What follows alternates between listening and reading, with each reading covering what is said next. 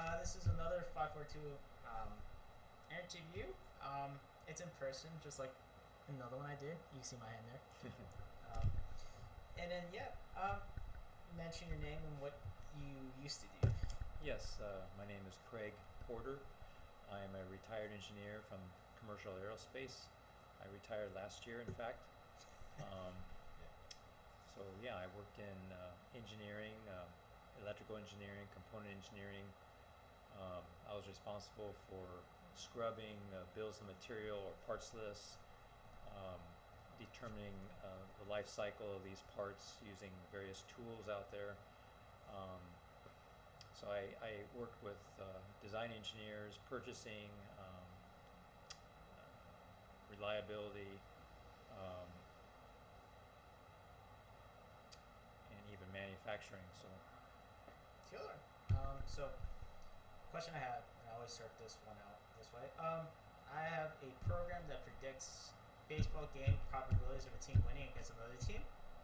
What do you expect it to give you as a result? And it's not. You don't have to be a fan of baseball. It's just like if you have to change the sport into something else. Just the idea is that if you're going to use a program, what is the expected result for this sport that you like? Yeah, I would want it to. Well, I would want it to predict who it thinks will win, but I also want to know the reasons why it thinks that. And I'm a very detailed person, so I would want to see all the details. Micro details, all this stuff like baseball. Once again, there's different ways to bat, pitch, all that stuff. You want to know all those details, right? The smaller details. Yeah. And also how the AI program arrived at those conclusions based on the inputs, Okay. if possible. So what we have currently is that we're taking data from the beginning of MLB, which is 1884, all the way to 2024, and we didn't do 25 because it hasn't been released yet. But we're taking all those. It's a bunch of we're using the database that the MLB uses for their analytics. Um, it's a lot of information, but you can sort of tell that the older information was not maintained properly or not properly given or um, kept. But yeah, so you expect it to give you just the smaller details on players as a result, right? And what was I going to say? So obviously this program, if it goes on a larger scale, can bring in a lot of demand into a certain area, which requires air travel. If I'm correct, I would assume so. Air travel and all these type of other travel. If you heard about such a program, and the heavy use of it, and it just so happened that the program is now being used for something you're working on, i.e., being aircraft, right? Would it affect the market of your aircrafts, or like how you would handle the situation of the high demand? Actually,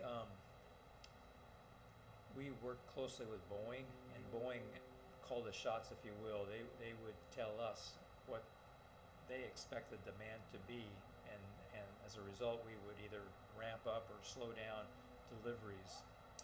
Deliveries of parts to make the airplanes Yes. and stuff like that. Okay, Yes. cool.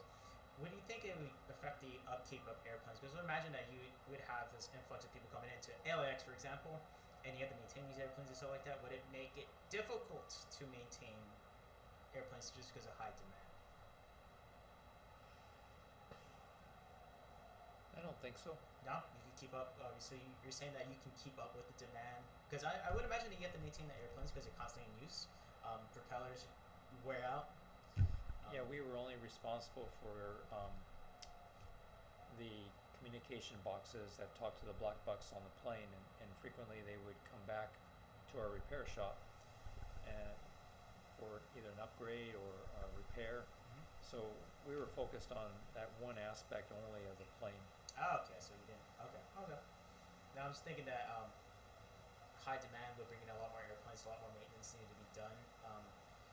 So you're talking about radios and stuff like that. What if we have a lot of airplanes in the skies and stuff like that because of the demand and whatnot? How would you handle the airway situation?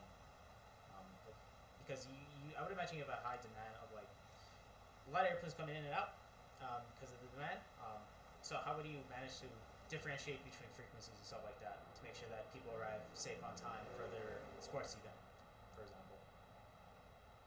Um,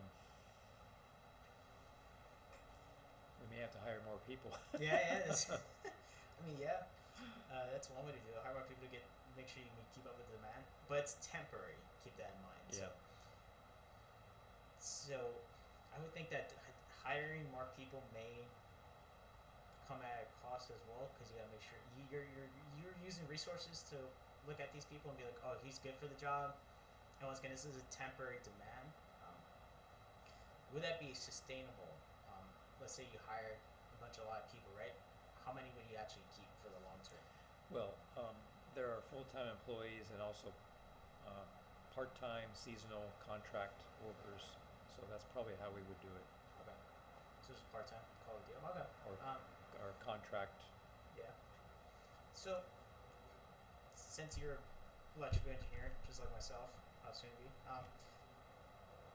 Dealing with the program, since we're talking about AI and it's a highly controversial topic, would you trust a program knowing that's AI backed? Meaning that it doesn't have that much human interaction, not that detailed and human when it comes to its design. It's just an artificial thing predicting things. How much faith would you have in that? Well, The only saying this because you're a former engineer. Yeah, You have all the experience, so in comparison to me, yeah. yeah, I definitely want to see its opinion, if you will. Mm-hmm.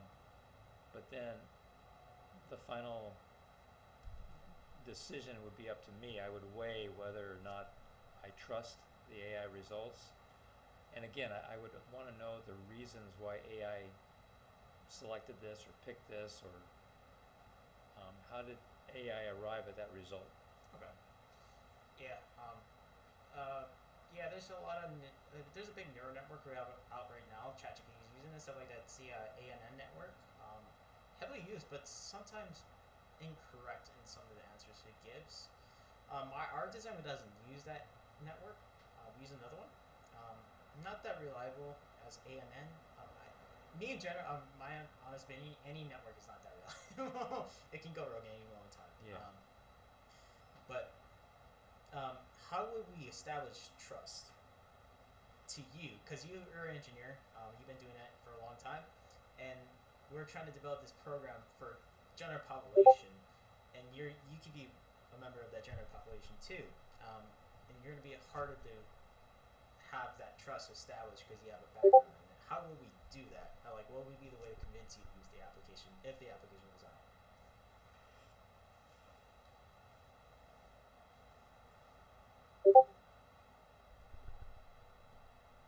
I guess ideally I would want to look at the history of this AI program and see how it has performed in the past, and go from there. All right. So you're In other words, a trend, if you will. the trend. You're more interested in the history because of your background. You want to make Because sure that'll- that's yeah. You want to make sure it's really well established for Yes. using it. Yes. Sort of similar to like how advertising for vaccines are done. I noticed this is going a little off, but like COVID vaccine, some people trusted the J&J more than the other ones because the background of the J&J being like, oh, it's well established it's based on the methodology. Exactly. Yeah. Same stuff right here, right? Like if I were to give you this program, you're like, is this new? And if it's brand new, you don't want it, right? But like if I were to say, hey, it's been used by so many people for like let's say a decade, That carries more weight. correct. Okay, that's interesting. I'm trying to think right now. I don't think there's anything else. No, that's it. This was a little shorter than expected because I'm trying to see. Think. Oh wait. No, I'm good. Yeah, we're good here. You're good? Yeah, we probably do. Yeah.